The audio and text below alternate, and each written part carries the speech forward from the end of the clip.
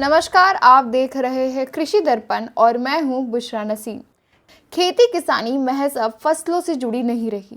किसान अब फसलों से निकलकर फूलों में हरियाली देख रहे हैं।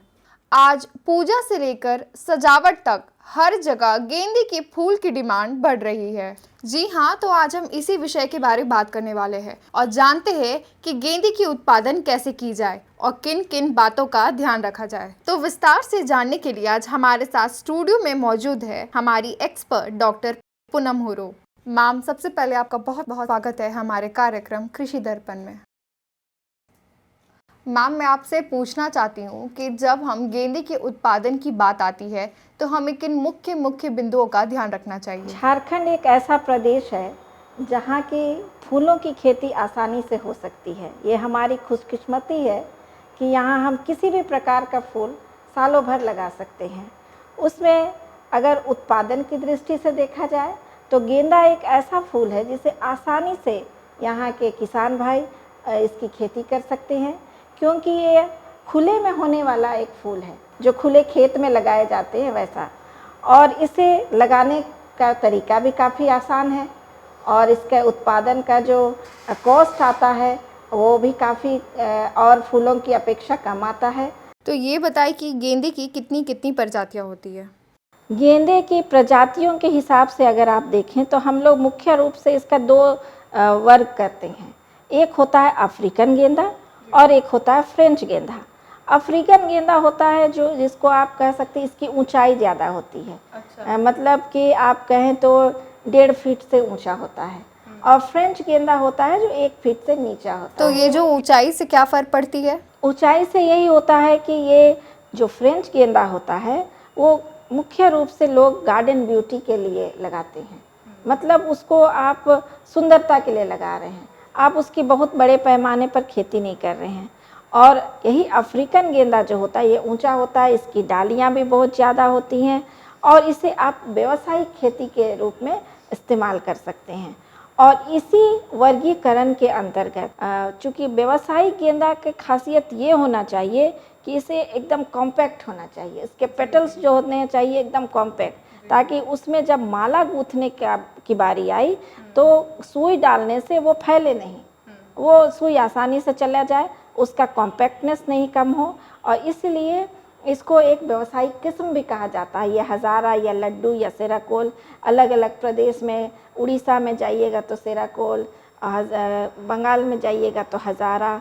तो ये प्रजाति काफ़ी प्रचलित है। हमारे किसान भाई या झारखंड के जो भी किसान हैं जिन्हें गेंदा का उत्पादन करना चाहते हैं, वो कौन से गेंदे की उत्पादन करें दोनों में ये करेंगे आप अफ्रीकन गेंदा की खेती, जो जिसके पौधे लंबे होते हैं, डालियां ज़्यादा होती हैं और जिसे हम तोड़कर माला बना सकते हैं। इसीलिए आप जब हज़ारा को देखेंगे तो तोड़ने के बाद भी आप उसे हफ्ता भर देखेंगे तो वैसे ही दिखेगा, लड़ी जो बनता है तो वैसे ही रहेगा। और ख़ासियत ये है कि उसका रंग कभी नहीं ख़त्म होगा, सूख भी जाएगा तो ऑरेंज के ऑरेंज ही दिखेगा, सुंदरता उसकी बनी ही रहती है।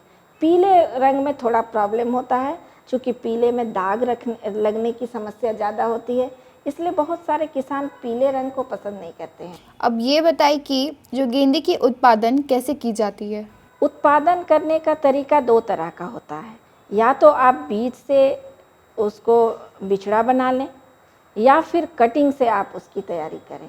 कटिंग होता है कि जैसे आपके पास पौधे हैं बरसात के समय और उसके फुनगी से आप 6-7 सेंटीमीटर तोड़ लें और उसको आप जब नर्सरी तैयार करते हैं तो नर्सरी में बालू की मात्रा थोड़ी ज़्यादा होनी चाहिए। जब आप बेड बनाएंगे और मुख्य रूप से आप देखेंगे कि ये जो कटिंग से तैयार जो पौधे होते हैं काफ़ी मजबूत होते हैं, है ना, ये मजबूत होते हैं और इसका उत्पादन क्षमता या उसके फूल देने की क्षमता भी उससे आपके बीज वाले से ज़्यादा होती है। या यूँ कह लीजिए कि इसमें आपको 2 टाइप फूल मिलते हैं। आप जैसा गेंदा का कटिंग किए हैं, मान लीजिए डबल गेंदा का आप कटिंग करके पौधा बनाए हैं तो आपको डबल ही मिलेंगे। बीज के साथ समस्या है कि इसमें सेग्रीगेशन होता है, 5% आपको सेग्रीगेशन होगा, मतलब कि आप बीज लगा दिए और उसमें से कुछ पौधे आपके सिंगल फ्लावर के ज़रूर निकलेंगे। चूँकि ये तैयार होते हैं, ब्रीडर सीड होते हैं, क्रॉस करके बनते हैं, तो कुछ फूल सिंगल पेटल्स के हो जाएंगे, कुछ डबल। 5% तक इसमें चांस रहता है, लेकिन आपको कटिंग वाले में इस तरह की समस्या नहीं होती है। सीड से आपने पहले तो नर्सरी बनाना है, नर्सरी तैयार करना है, बिचड़ा बीज गिराना है उसको। फिर जब बिचड़ा 5 से 6 सेंटीमीटर के हो जाएंगे तब उसकी रोपाई करनी है। ये लगाने का तरीका जो होता है ये भी सीज़न पर डिपेंड करता है। आप बरसात के दिनों में अगर लगा रहे हैं तो दूरी आपको थोड़ा ज़्यादा देना है, मतलब आप 60 सेंटीमीटर 2 फीट की दूरी पर दे सकते हैं। और अगर गर्मी के मौसम में लगा रहे हैं तो आप 30 सेंटीमीटर की दूरी देंगे या 40 सेंटीमीटर, और उसी तरह जाड़ा में 40 पौधे से पौधे दूरी 40 देंगे, लाइन से लाइन दूरी 40 देंगे। और एक बात मैं बतला दूं कि बरसात में जो भी गेंदा लगता है, खासकर झारखंड में, तो ये कटिंग से लगता है। ये जो कटिंग से हमने बतलाया कि ऊपर के भाग को 5-6 सेंटीमीटर काट के जो, और ये बिचड़ा तैयार होते हैं आपके जून के महीने में या जुलाई या अगस्त में, और उसे 1 महीने के बाद उसकी रोपाई की जाती है। और यहाँ चूँकि सालों भर लगते हैं और इस फूल का जो ड्यूरेशन होता है ये मुख्य रूप से 3 महीने होता है, 3 से 5 महीने तक ये जाता है। तो आप साल में 2 फसल आराम से ले सकते हैं इसमें। अगर कोई किसान करना चाहे तो 2 बार आप इसकी खेती कर सकते हैं साल भर में। एक बार आप बीज से कर लेंगे, एक बार आप कटिंग से कर लेंगे। उसी बीज वाले पौधे से आप कटिंग लेकर अगले सीजन में आप उसका कटिंग से रोपाई कर लेंगे। तो ऐसे गेंदे के फूल तो हम घर में भी लगा सकते हैं? जी जी, एकदम आराम से, हाँ आराम से लगा सकते हैं। लेकिन वो वाला नहीं जो आप मार्केट में हाइब्रिड गेंदा देखते हैं, वो ये नहीं है। व्यावसायिक गेंदा अलग है, वो हाइब्रिड गेंदा का माला नहीं बनता है। हाइब्रिड गेंदा केवल पॉट कल्चर के लिए है, गमले में रखने के लिए या बेड में रखने के लिए होता है, उसके माले नहीं बनते। बहुत लोग कंफ्यूज करते हैं इसमें, उनको डाउट होता है कि उससे माला बना लें, लेकिन उतना बड़ा बड़ा फूल का माला नहीं बन सकता है, वो तो हेवी हो जाएगा। प्लस लोग उसको सुंदरता के लिए लगाते हैं, वो छोटे से पौधे में ढेर सारे उसके फ्लावर्स होते हैं वो देखने के लिए। लेकिन जो कमर्शियल गेंदा होता है उसमें सभी फूल एक बराबर होते हैं, चाहे वो बाद में आ रहे हैं या पहले आ रहे हैं। और हाइब्रिड गेंदा होगा कि पहला जो फूल आएगा वो काफ़ी बड़ा आएगा, उसके बाद जो साइड से फूल आएंगे उसके आकार थोड़े थोड़े छोटे होते जाएंगे। लेकिन जो कमर्शियल गेंदा है माला बनाने वाला, उसके सभी फ्लावर के साइज़ एक तरह के होते हैं, इस यूनिफॉर्म साइज़। इसीलिए हज़ारा या लड्डू जो बात कर रहे हैं उसको लोग पसंद करते हैं, क्योंकि उसके सभी फ्लावर के साइज़ एक तरह के होते हैं। और इसमें एक प्रक्रिया होती है, जब आप लगाते हैं, लगाने के बाद आप 5 सेंटीमीटर 6 सेंटीमीटर के साइज़ के पौधे आपने लगाए, जब ये पौधा 15 सेंटीमीटर के आसपास हो जाता है तब इसमें मिट्टी चढ़ाना चाहिए।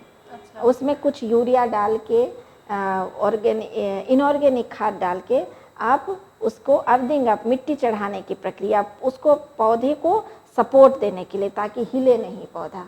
उसको चढ़ाने के बाद जब आप उसी समय पिंचिंग की एक व्यवस्था होती, प्रक्रिया होती। पिंचिंग होता है कि ऊपर से फुनगी को पिंच कर देना, तोड़ देना, ताकि उसके जो ब्रांचेस होंगे वो लेटरल हो जाएंगे, साइड से निकलने लगेंगे। नहीं तो इसमें क्या होगा, अपराइट एक सीधा डाली बढ़ेगा, तो सीधा डाली से कमर्शियल पर्पस नहीं सॉल्व होगा। जितने नंबर्स होंगे फ्लावर के उतना अच्छा होगा। इसलिए पिंच करने से उसके लेटरल्स जो ब्रांचेस होते हैं वो बढ़ते हैं, वो इधर से निकलने लगते हैं। फिर आप करीब 14 से 21 दिन में एक पिंच की कर दिए, उसके बाद फिर 10 दिन के बाद फिर एक बार, 2 पिंच से ज़्यादा नहीं। जैसे एक डाली निकल रही, एक पिंच मारे तो 2 डाली निकली, फिर दूसरी डाली को फिर 3 सप्ताह में या 2 सप्ताह में फिर उसमें पिंच कर दिए, बस उतना ही करना। उससे ज़्यादा करेंगे उस फिर और डाली निकलेगी। और जितने डालियाँ होंगी नंबर ऑफ फ्लावर्स उतने होंगे। नर्सरी जब आप बनाते हैं तो जाड़ा के समय नर्सरी फ्लैट होगा, बरसात में नर्सरी को थोड़ा ऊंचा करना होगा ताकि पानी नहीं जमे। उसमें सॉइल ट्रीटमेंट ज़रूर करना चाहिए, जो लिंडन डस्ट वगैरह होता है या फॉर्मल्डिहाइड होता है, बचाव के, वो डालने से उसमें ये जो मिट्टी की जो बीमारी होती है वो नहीं लगती। तो लिंडेन तो आजकल खैर ये बैंड हो गया है, तो फॉर्मलिन से आप उसको करके आप उसमें सीड गिरा सकते हैं। या जब बिचड़ा तैयार करते हैं, बिचड़ा या कटिंग तैयार करते हैं, तो जब कटिंग लेते हैं तो उस समय भी वही प्रोसेस होता है। आप उसमें गोबर की खाद डालिए, उसमें फिर मिट्टी को ट्रीट करिए फॉर्मलिन से, और उसके बाद लाइन से उस कटिंग को डालिए। अगर कटिंग के रूट जल्दी निकालने हैं तो रूटेक्स करके एक पाउडर आता है जो आप वो हेल्प करेगा आपके जड़ को निकलने में, तो वो डाल के वो डीप करके उसको आप रोपाई कर सकते हैं ताकि जल्दी जड़ आ जाए। तो क्या झारखंड सरकार के पास कोई योजना है इस फूल उत्पादन को बढ़ाने के लिए? झारखंड सरकार के अंतर्गत नेशनल हॉर्टिकल्चर मिशन जो है, ये इसके उत्पादन से संबंधित बहुत सारे कार्य इन्होंने किए हैं और बहुत सारे किसानों का चुनाव भी किया है और किसानों को प्रमोट भी किया है जो कि उत्पादन कर रहे हैं। ये डायरेक्ट NHM में जाकर अपने प्रोजेक्ट को सबमिट कर सकते हैं, फिर वहाँ से गाइडलाइन लेकर इसके उत्पादन को शुरू कर सकते हैं। या इन्होंने बहुत सारे किसानों का पैच बना लिया, ग्रुप बना लिया और उससे बढ़ावा दे रहे। जैसे चान्हो के बहुत सारे किसान हैं, आपके नगड़ी के किसान हैं जो कि इसकी खेती कर रहे हैं, बेड़ों के किसान हैं जिसको इन्होंने बढ़ावा दिया है। साथ ही साथ आपने देखा होगा सुरभि करके एक काउंटर इन्होंने बाहर लगाया हुआ है, ये भी किसानों का उत्पादन ही लाकर यहाँ बेचते हैं जो किसान पहले सीख चुके।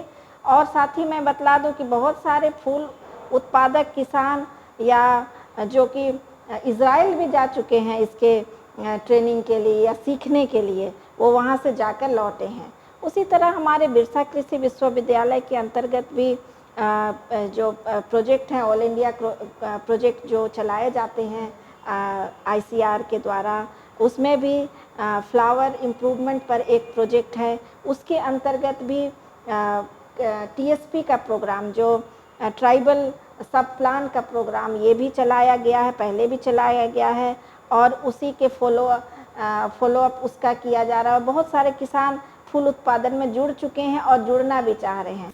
इसकी बाजार व्यवस्था क्या है, इसे कैसे बेचते हैं? आपने शहर में देखे होंगे जगह जगह फूल बेचने वाली काउंटर हैं। तो ये होता है क्या, किसान से ये लोग कलेक्ट करते हैं और इसे अपने स्टॉल में बेचते हैं। ये बीज का काम करते हैं, ये उत्पादक नहीं होते हैं। लेकिन जब किसान उत्पादन करते हैं तो ये डायरेक्ट इसे केजी के भाव में बेचते हैं। या और फूल के जो शॉप होते हैं, जो फ्लोरिस्ट होते हैं, ये उनसे केजी के भाव में खरीद लेते हैं। मुख्यतः देखेंगे 10 से 50 रुपये के बीच में, सीज़न पर डिपेंड करता है, इनको मिल जाता है। अगर इसमें कुछ वैल्यू एडिशन किसान कर ले, इससे चूँकि किसान भागता है, चूँकि इसमें मैन पावर लगते हैं माला गूँथने में, तो अगर जिनके फैमिली मेम्बर्स ज़्यादा हैं तो किसान आजकल क्या करते हैं, छोटे छोटे बच्चों को आपका 10 रुपया दे के और कुछ गिफ्ट दे के उनको माला गूँथने का काम दे देते हैं अपने ही घर के आसपास। और इस तरह एक टारगेट रख देते हैं कि तुमको 50 तैयार करना है, तुमको 100 तैयार करना है। मान लीजिए डिमांड 500 का है, तो शाम के समय में हार्वेस्टिंग करके वो लोग शाम में ही माला गूँथने का काम करते हैं और उसे सुबह सुबह आप मंडी में दे देते हैं। तो जो रेट फ्लक्चुएट करता है जनरली, ये माला अगर होल सेल में किसान बेच रहा है तो आप देखेंगे कि 10 से आपका 50 रुपये तक इसका माला जाता है। ये सीज़न पर है। और अगर एक कभी डाउन होता है तो ये 6 रुपये भी चला जाता है। लेकिन माला गूँथने से ज़्यादा फ़ायदा होता है किसान को। ये 2-3 रुपये का अंतर आप देखेंगे कि 1 केजी में 4 माला मुख्य रूप से बनता है। तो 4 माला में करीब आप 1 केजी में 4 माला बन गए और 1 केजी अगर डायरेक्ट वो बेच रहा है तो उसको 10 से 20 रुपया मिलेंगे। अगर 4 माला बनाकर बेच रहा है तो आप 15 रुपये का भी हिसाब अगर डालिएगा होल सेल में तो आपको कितना हो गया, 60 रुपये। तो इस तरह वैल्यू एडिशन करके उसको ज़्यादा पैसे आते हैं, लेकिन मैन पावर लगता है। तो इसीलिए वो सब देख के किसान अपनी सुविधा के अनुसार उसकी मार्केटिंग करता है। तो इस तरीके से वो अपने आय को भी दुगनी कर सकते हैं। आय को दुगनी तो आराम से कर सकता है, केवल अवेयरनेस होना चाहिए कि हम इस फसल को छोड़कर फूल की खेती करेंगे। क्योंकि आप धीरे धीरे देखेंगे अपलैंड के जो भी फसल हैं, जैसे आप मक्के को ले लें, उड़द को ले लें, तो ये सब फसल अब किसान छोड़ रहे हैं। तो इसी ज़मीन पर अगर जागरूक किसान है तो इसी ज़मीन पर वो फूल की खेती शुरू कर सकता है और उससे उत्पादन ले सकता है। आपको जाड़ा के समय, ये चूँकि मेन सीज़न होता है जाड़ा, तो इसमें आपको डबल फ़ायदा तो होना ही है। अगर यही खेती आप बरसात के समय कर रहे हैं तो 3 गुना से 4 गुना उसको फ़ायदा होता है, क्योंकि उस समय बहुत हाई रेट होता है, क्योंकि जो नियर बाय एरिया जो होते हैं, स्टेट होते हैं, वहाँ से फूल आने कम हो जाते हैं। तो आज के लिए बस इतना ही। उम्मीद है आपको हमारे कार्यक्रम से लाभ हुआ होगा। कृषि क्षेत्र से जुड़ी आपको सारी जानकारियां हम देते रहेंगे। फिर होगी आपसे मुलाकात एक नए विषय और विशेषज्ञ के साथ। धन्यवाद।